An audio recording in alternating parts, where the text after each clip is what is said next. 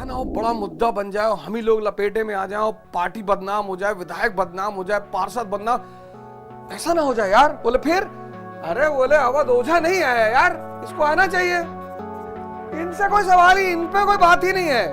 अवध ओझा ना, अवध ओझा की कोचिंग ना, अवध ओझा की जिम्मेदारी नाला साफ करवाना ना, अवध ओझा की जिम्मेदारी। अवध ओझा है ही नहीं।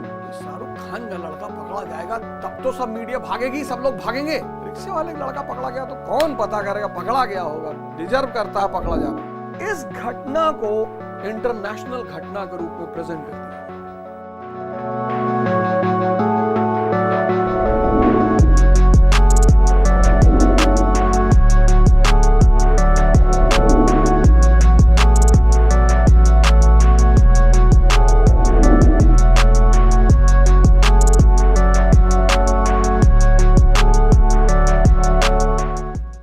ये है अभिषेक गुप्ता, राहुल कोचिंग के मालिक, सीईओ और मतलब मालिक उसके।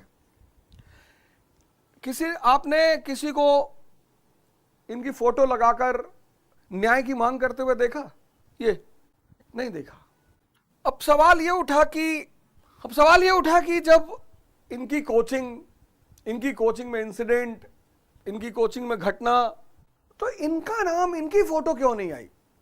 ये एक केस स्टडी मैं आपको दिखाने जा रहा हूं, बड़ी प्यारी केस स्टडी एग्जाम्पल के साथ।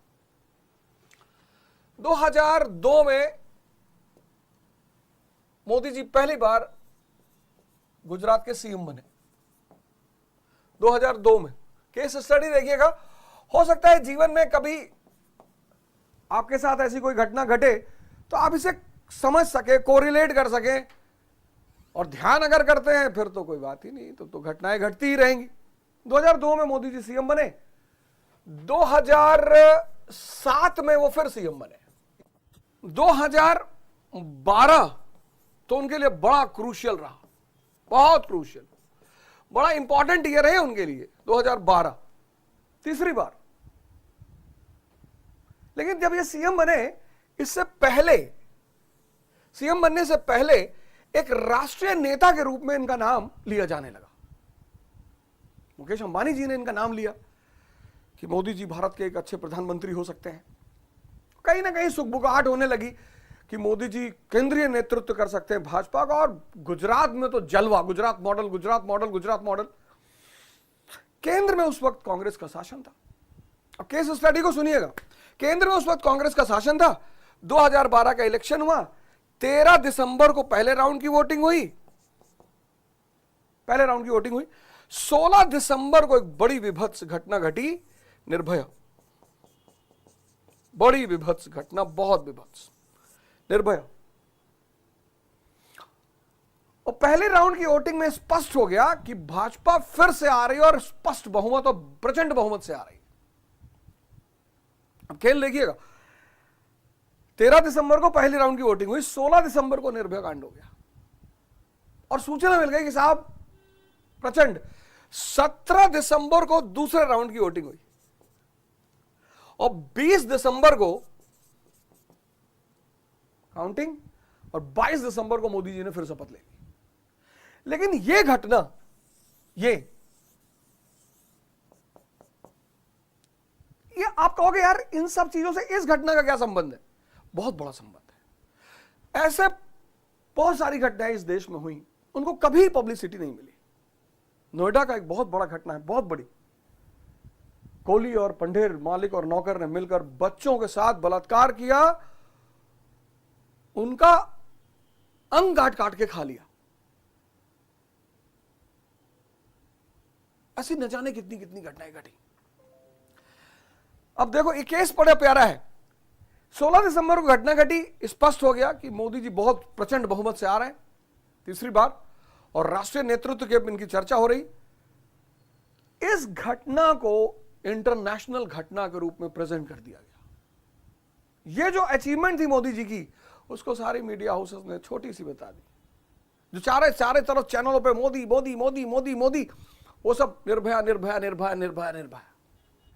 इसको कहते हैं राजनीति, और राजनीति में मुद्दा को कैसे बड़ा या छोटा बनाया जाता है। अब 27 जुलाई, मेरे बड़े सारे मित्र जानते होंगे कि बिरला ऑडिटोरियम जयपुर में मेरा सेमिनार था शाम को 5 बजे। बहुत भयंकर बारिश हुई जयपुर में 27 जुलाई, और 27 जुलाई को ही दिल्ली का कांड हुआ। मेरा सेमिनार बिरला ऑडिटोरियम में 27 जुलाई, जो कि शुरू हुआ 6 बजे से। 28 जुलाई गुरु महाराज का आदेश कि मास्टर जी, गुरु महाराज बोले लखनऊ आ जाओ, दुर्गा तिवारी के यहां एक छोटा मोटा आयोजन है, ईशान बिल्डर्स के नाम से कंपनी शुरू हो रही, तो सबको आना है। मैं लखनऊ पहुंच गया दुर्गा तिवारी के प्रोग्राम में। 28 जुलाई यहां सब कुछ चल रहा है। 29 जुलाई को मैं ट्रेन करने लगा, मैं यहां हूं नहीं, मैं ट्रेन करने लगा और 1-2 टीचर ट्रेन करने लगे और जबरदस्त ट्रेन करने लगे। अब सवाल यह उठा कि ये जो अभिषेक गुप्ता राव आईएएस के मालिक हैं, इनका नाम क्यों नहीं लिया गया? इनके फोटो, इनका नाम, इनकी कोचिंग, ऐसा क्यों नहीं हुआ? क्योंकि अभिषेक गुप्ता तो सीधे सीधे एक बात कह देते कि भैया ये जो पानी जाम हुआ ये मैंने थोड़ी कराया। अभिषेक गुप्ता तो सीधे सीधे कह देते, और अभिषेक गुप्ता को इतना बड़ा नाम नहीं था, पैसा है इनके पास लेकिन इतना बड़ा नाम नहीं था कि इनको आगे करके अगर इनको दोषी बनाया भी जाए तो कोई इंटरेस्टेड ही नहीं होगा। भाई शाहरुख खान का लड़का पकड़ा जाएगा तब तो सब मीडिया भागेगी, सब लोग भागेंगे। रिक्शे वाले का लड़का पकड़ा गया तो कौन पता करेगा, पकड़ा गया होगा, डिजर्व करता है पकड़ा जाना। और ये सीधे दोष इनके ऊपर आता नहीं, कहते साहब हमने थोड़ी पानी जमा किया था, हमने वहां पानी नहीं जमा किया, कोई हमने रोड पे पानी जमा किया साहब। साहब गाड़ी बगल से निकली, उसका फ्लो बढ़ा और वो एग्जॉस्ट टूटा, तो इन पर हमला करने से कोई फायदा नहीं होता। अब दोषी कौन होता? एमसीडी। अब दोषी कौन होता? यहां का एमएलए मिस्टर दुर्गेश पाठक। अब दोषी कौन होता? यहां का पार्षद। अब टोटल दोषी कौन होता? आप। अभिषेक गुप्ता पे हमला करने से कोई फायदा नहीं, वो तो आ जाएंगे बाहर अपनी बात पे। फिर दोषी होता कौन? एमसीडी होता, क्योंकि ड्रेन पानी क्लियर कराना इनका काम है, उस पर नजर रखना इन लोग का काम है, और इन सब पे नजर रखा पार्टी का काम है। और 6 महीने बाद विधानसभा का चुनाव है, दिल्ली विधानसभा का चुनाव है। बोले अब ऐसा ना हो बड़ा मुद्दा बन जाए, हम ही लोग लपेटे में आ जाए, पार्टी बदनाम हो जाए, विधायक बदनाम हो जाए, पार्षद बदनाम, ऐसा ना हो जाए यार। बोले फिर? अरे बोले अवध ओझा नहीं आया यार, इसको आना चाहिए। बोले अवध ओझा कहां है? इनसे कोई सवाल ही, इन पे कोई बात ही नहीं है। अवध ओझा ना, अवध ओझा की कोचिंग ना, अवध ओझा की जिम्मेदारी नाला साफ करवाना, ना अवध ओझा की जिम्मेदारी, अवध ओझा है ही नहीं सीन पे।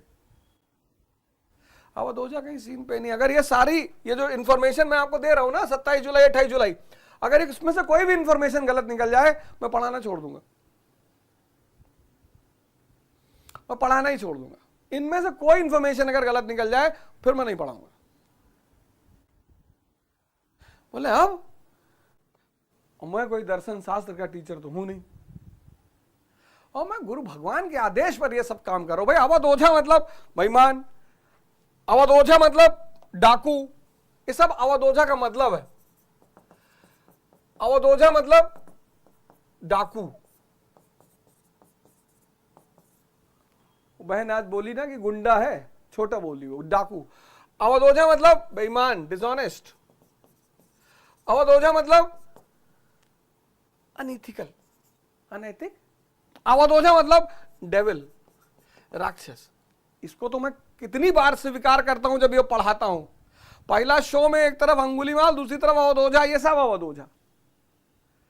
लेकिन यहां अवध ओझा की कौन सी गलती बाबूजी?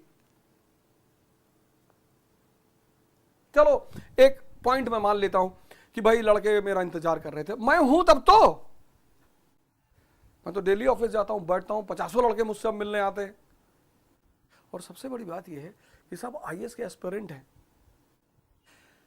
उन आईएएस एस्पिरेंटों को ये नहीं पता चला, यही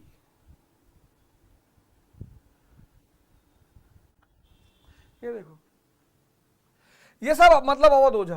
अरे गुरु महाराज का आशीर्वाद था, इससे बाहर निकले तो हमने कहा यार तुमको भी पढ़ाएं, तुमको भी बताएं, तुम भी इस सूत्र को फॉलो करो, तुम भी अपने जीवन को परिवर्तित करो। इससे बड़ा इल्जाम कोई माई का लाल लगा नहीं सकता। हम ये लगा रहे हैं।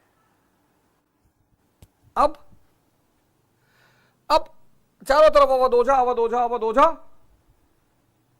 तो इन लोगों को कोई पूछ ही नहीं रहा है कि भैया एमसीडी, हाँ बोले कौन एमसीडी यार, भैया ये एमएलए, क्या एमएलए, भैया पार्षद, अरे पार्षद क्या, पार्षद आके पाइप लगा के मुंह से खींचेगा, बोले आप, बोले ये तो ईमानदार पार्टी है,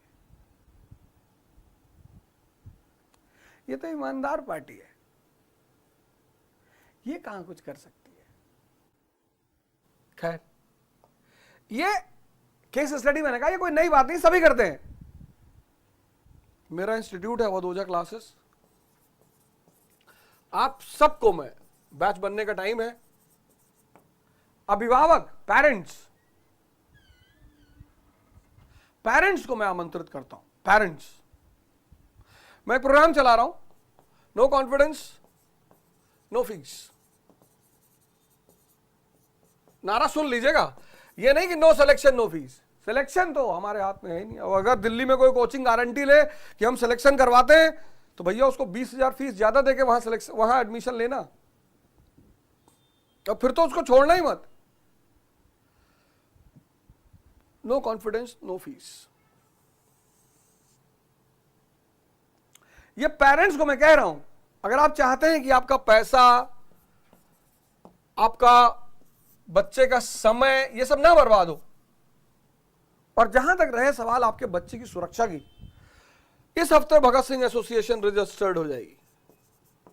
मुझे नहीं पता सरकार और सुप्रीम कोर्ट क्या करेगी, मुझे तो ये सब पता नहीं क्या कर रहे हैं वो लोग या आगे क्या करेंगे, पर इस हफ्ते भगत सिंह एसोसिएशन रजिस्टर्ड हो जाएगी।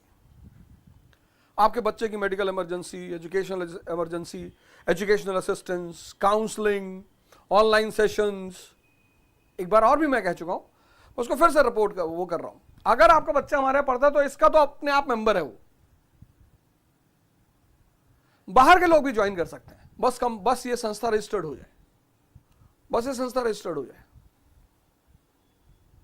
तो हम आपको ये सारे असिस्टेंस यहां पे देंगे। आप टेंशन मत लें, अगर आपका बच्चा सिर्फ हमारी संस्था से रजिस्टर्ड ही है तो भी हम सारी सुविधा देंगे उसे।